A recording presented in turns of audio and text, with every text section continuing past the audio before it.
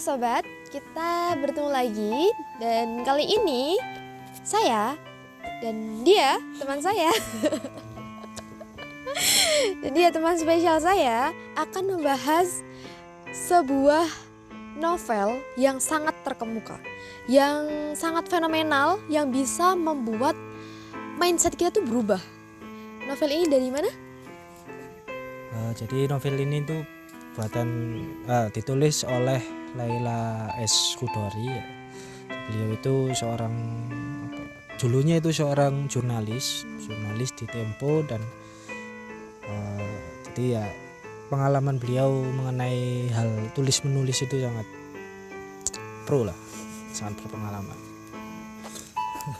Oke, kali ini karena Bu Laila itu sudah menulis banyak sekali novel, dan kali ini kita akan membahas novel Laut Bercerita yang sangat-sangat fenomenal sekali, bisa merubah pikiran saya. Yang waktu itu saya pikir sejarah Indonesia tuh susah banget, sejarah Indonesia tuh berat, sejarah Indonesia tuh Soekarno itu presiden pertama, udah cukup itu aja.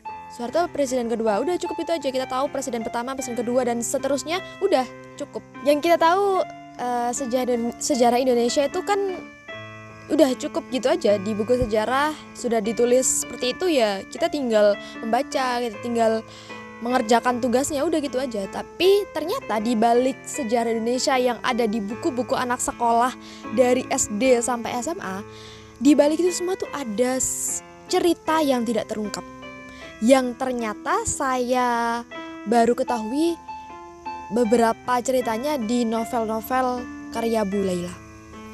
Nah, kali ini kita akan membahas tentang Laut Bercerita. Laut Bercerita ini, saya beli novel ini tahun berapa ya? Saya tulis loh di sini. Tahun 2022. Waktu itu saya lagi gabut banget kan di rumah sakit. Terus saya pikir ngapain ya? Ya udah beli novel aja, kita check out novel, karena ini sempat hits banget di Twitter atau X. Sekarang itu rame banget. Terus teman saya tuh malah menyarankan, beli dong novel ini, bagus nih ceritanya gitu.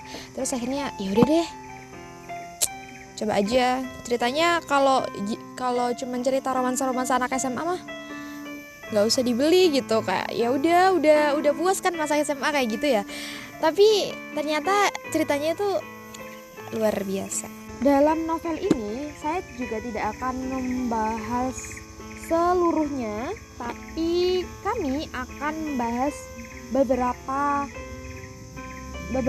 scene, beberapa kalimat yang menurut kami sangat menyayat hati dan sangat menyenangkan sekali. Jadi kami sudah menulis beberapa pertanyaan yang ada di sini. Ya, ini pertanyaan dari beberapa netizen kami kumpulkan. Jadi ini ada berapa pertanyaan? Ada 17, jadi kita cuma mengambil 8 ya. Dari 17 pertanyaan kita hanya mengambil 8 pertanyaan.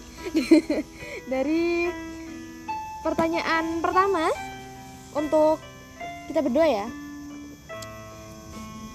part paling menyenangkan dari novel Laut Bercerita. Kita tukeran dong. Oh iya, sebelum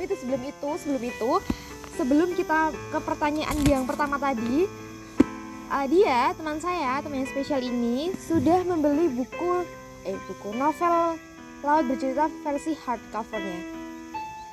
Dan ini sangat menyenangkan sekali, karena dari dulu waktu setelah membeli buku soft covernya ini, saya tuh pengen banget, karena ini udah muncul Bu Lailanya kan udah mempromosikan di medsosnya. Terus saya pikir, aduh beli nih pengen banget gitu, tapi harus nabung dulu gitu kan. Terus tiba-tiba nih teman saya nih, tanpa aba-aba, tanpa bilang dulu, tiba-tiba udah beli. Terus saya rasanya seneng banget, ya ampun, ngerti nih maksud gue gitu kan, gitu. Terus ternyata ada gininya. Saya tuh senang sama covernya, kenapa sih? Karena gininya, karena ini ya ada surat-suratnya itu loh, sama ini foto-fotonya, foto tokoh, para tokoh Naratama yang kita curigai ternyata jadi studi kayu. Iya lagi. Iya. Oke, kita langsung aja ke pertanyaan pertama tadi. Part paling menyenangkan menurut kamu? Yang paling menyenangkan di novel apa ini ya? Laut. Laut Bercerita. Laut Itu Bercerita. Nih. Bukan yang ini. ketika pada cerita atau pada kejadian di Belangguan, bukan di Belangguan sih, di Pacet, di tepatnya di Surabaya, di terminal Bung Rasi. Nah di situ itu kan sebelumnya si kelompok Winatra itu Wirasena dan juga siapa? Taraka ya, itu kan menggelar aksi di Belangguan. Jadi di Belangguan itu di daerah situ Pondok, di daerah Pasir Putih. di daerah situ. Jadi aksi Belangguan tersebut itu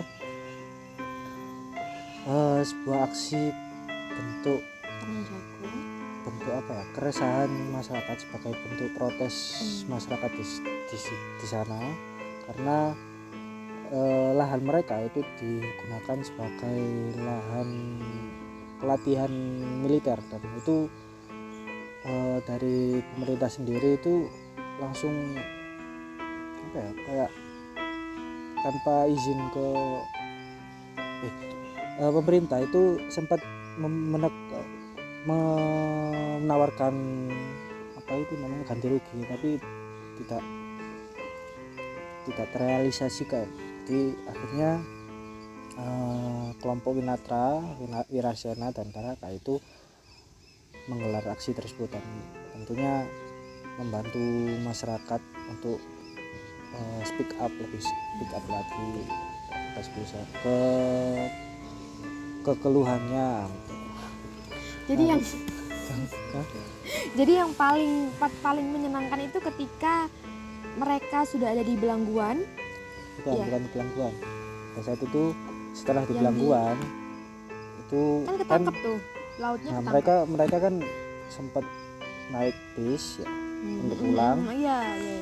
Pada saat di Belangguan kan memang mereka kan diincar, jadi strategi apa ya, mereka itu kayak gerilya gitu di Belangguan, karena memang kan benar-benar diperhatikan atau diawasi oleh pemerintah desa tersebut. Kemudian setelah pulang mereka naik bis, kemudian turun di terminal Bung Rasi. Terminal Bung Rasi bukannya setelah ditangkap itu ya, terus ditaruh di terminal Bung Rasi? Iya, di mana, jadi daerah mana itu ketangkap, kemudian berhasil lolos di terminal Bung Rasi. Nah itu kenapa kok menyenangkan, karena apa ya, setelah melihat perjuangannya gimana, terus apa sembunyi buat tanam jagungnya, akhirnya ketangkap juga ya, akhirnya lolos juga. Seru. Tapi yang ketangkap itu kan nggak semuanya kan, ya termasuk laut itu. Laut ya, pas laut itu sendiri di laut. Kemudian setelah ke Bung Rasi, Laut sama Julius nggak sih? Seingatku Laut sama Julius yang ketangkap itu mereka disiksa bisa-bisan, disetrum segala macam. Lalu mereka diloloskan paginya, dibebaskan pagi harinya. Setelah itu diangkut ke mobilnya Mahesa, kakaknya Anjani. Kemudian diangkut kawan-kawan yang dari kawan-kawan di Wirasena itu sudah berkumpul di Pacet. Nah, benar di Pacet, di daerah Mojokerto sendiri. Jadi setelah di Bung Rasi, kemudian mereka pergi ke Pacet untuk sekitar istirahat lah, kemudian ya rehat sejenak. Jadi itu part yang kalau aku sendiri part paling menyenangkan ini sudah aku tandain dengan fotonya Anjani. Fotonya Anjani, karena ini bener-bener part yang menurut aku tuh ngerasa Ya ampun, kenapa momen-momen seperti itu cuman sebentar gitu? Kenapa momen seperti itu yang menyenangkan itu sebentar, malah banyak seseknya baca buku itu ya. Mungkin pada masa itu juga nggak kalah seseknya. Ini aja baru baca. Nah ini di halaman 295 ada malam itu makan malam bersama Anjani, ibu, bapak, Mas Laut dan Alex. Sungguh menyenangkan dan akrab, terutama karena ibu menyediakan sate buntal yang berlemak gurih dan itu makanannya. Terus bapak ibu tanpa mempersoalkan skripsi Mas Laut yang terbengkalai itu kan. Jadi di malam itu mereka kumpul semua, mereka nyanyi bareng, mereka makan bareng. Itu udah seperti keluarga banget gitu. Ya saya rasa meskipun Mas Laut dan Alex itu menyembunyikan Sayegan itu, menyembunyikan gimana permasalahannya dengan aparat dari orang tuanya, dari Anjani. Oh mungkin Anjani juga tahu ya, cuman nggak tahu sepenuhnya bagaimana kondisi sesungguhnya itu seperti apa. Dan dari Asmara juga yang sibuk jadi dokter juga, jadi dia tuh menutupi semua permasalahan itu gitu loh, dengan mereka kumpul bareng, dengan mereka makan malam bareng. Itu menurut aku part paling menyenangkan sekali, yang harus diulangi terus tapi malah ketangkep. Nah itu ya, gitu. Itu pas apa ya, memang Anjani yang diajak Mas Laut Ya ke rumah. Anjani diajak sama Mas Laut ke rumah, terus mereka makan bareng. Emang dari awal itu Asmara itu sudah Laut itu sudah mengajak Alex ke rumahnya, terus kenalan sama Asmara. Pas Asmara pulang dari rumah sakit, terus kenalan sama Alex. Nah saat itu mereka kenalan. Jadi pas mereka makan bareng, Alex ini sorry.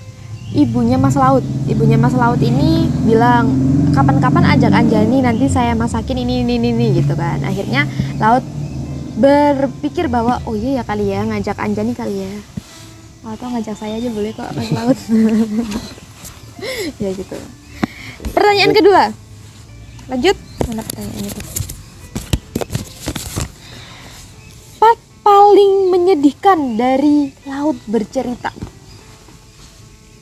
Ya jadi part paling menyedihkan ya, kayak menyedihkan semua ya, karena di buku Laut ini kadang pas udah seneng terus kemudian anjlok. Kita tuh kayak naik roller coaster gitu loh. Baca anjlok. bukunya. Jadi apa ya, senengnya ada, sedihnya juga banyak. Senengnya ada tapi sedihnya lebih banyak. Karena apa ya, dari awal aja kan menceritakan bagaimana Mas Laut bener. didorong ke laut. Iya, malah pertama kali aku bacanya tuh Laut, tokoh utama itu udah ada di dalam laut gitu, melihat ikan pari, melihat teman-teman Kuda laut lah. Terus saya tuh pertama kali membaca tuh mikir, loh kok tiba-tiba gini, loh kok tiba-tiba mati aja gitu kan. Terus baca-baca dari sinopsis yang ini benar-benar pertama kalinya tuh di sebuah senja di Jakarta. Terus ini kayak jejak orang hilang, ini siapa yang hilang gitu kan. Terus akhirnya ya membuat saya pengen baca. Oh ternyata sesek juga ya. Kalau karir. Jadi part paling sedih. Jadi kan hampir semua kelompok, ya semua ya, Wiras Winatra ya, itu kan sudah ditangkap semua pada saat itu. Pada tahun 98 udah ditangkap semua para aktivisnya. Itu ada Alex, ada Mas Laut juga, Alex, Sunu, Daniel, Julius, Dana, Inan, Bram, Arifin Bramantio, sang penyair, Mas Gala, banyak lah, Narendra, Naratama. Nah, itu banyak yang ketangkep juga. Dan pasti apa ya, keluarga mereka pasti juga bertanya-tanya juga, minta kabar atau menghubungi mereka juga nggak bisa. Jadi ya pasti merasakan kehilangan juga. Nah, Iya. kemudian part yang paling sedih itu pas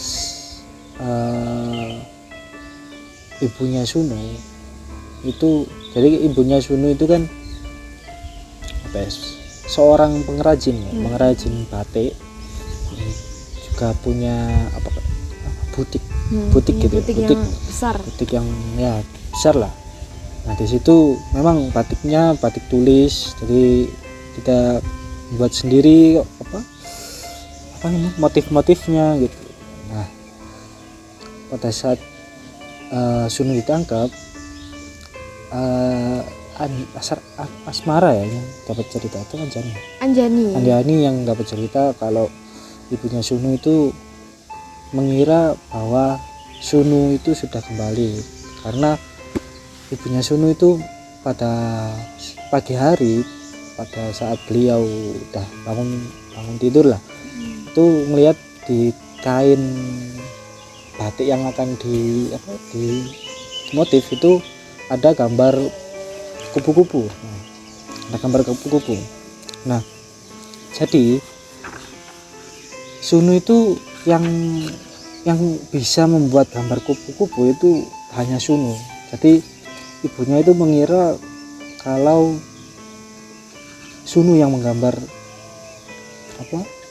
kain tersebut. Jadi Sunu itu masih hidup. Kira Tapi ibuku ini tuh apa? Pakai kain mori. Jadi pakai kain mori bentuk seperti ini. Nah jadi bentuk foto keesokan harinya sudah ada kupu-kupu. Jadi Halaman 241. begitu. Sebenarnya banyak sih kalau misalnya part paling menyedihkan. Saya sendiri untuk part paling menyedihkan itu adalah, bentar, saya tadi udah nandain loh fotonya Mas Laut. Part paling menyedihkan, bentar. Menyiapkan part ini. Oh iya, part paling menyedihkan adalah pesan-pesan terakhir Mas Laut sebelum ditangkap terakhir kalinya dan dia dibunuh.